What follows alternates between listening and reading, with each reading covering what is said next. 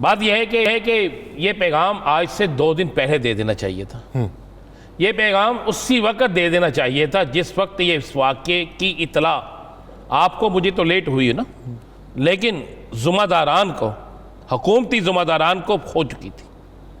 اسی وقت ایک ہنگامی اجلاس بلاتے، تمام سیاسی جماعتوں کو بلاتے اور بلا کر ایک ہی پیغام جاتا.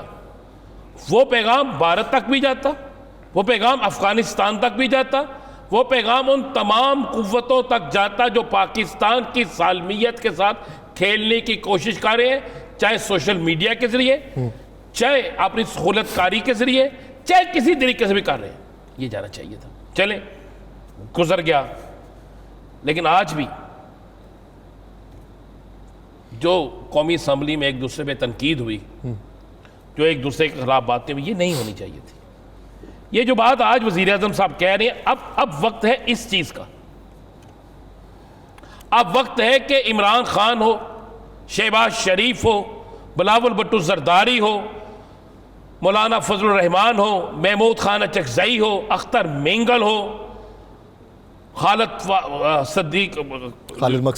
مکسی ہو، ایم کے ایم سے فاروق ستار ہو، کوئی بھی ہو، جماعت اسلامی ہو، ہر تمام سیاسی جماعتوں کو ایک جگہ پہ بٹھائے، تمام سیاسی اختلافات کو سائڈ پہ رکھے اور 1 پوائنٹ ایجنڈے پہ کام کریں.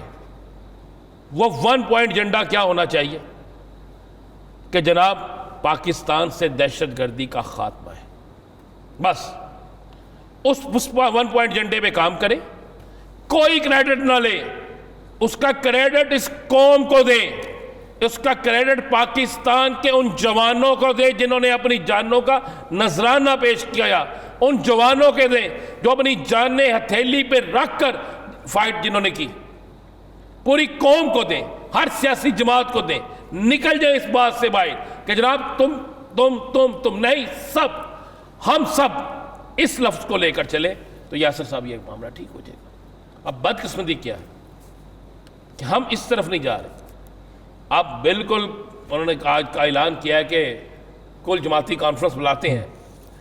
یہ وقت کی ضرورت ہے، یہ بلانی پڑے گی.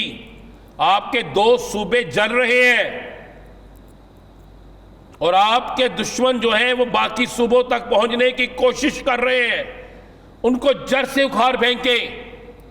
اس پاکستان کے ساتھ صحافت ہے، اس پاکستان کے ساتھ سیاست ہے، اس پاکستان کے ساتھ کاروبار ہے، اس پاکستان کے ساتھ عزت ہے، اس پاکستان کے ساتھ احترام کا رشتہ ہے.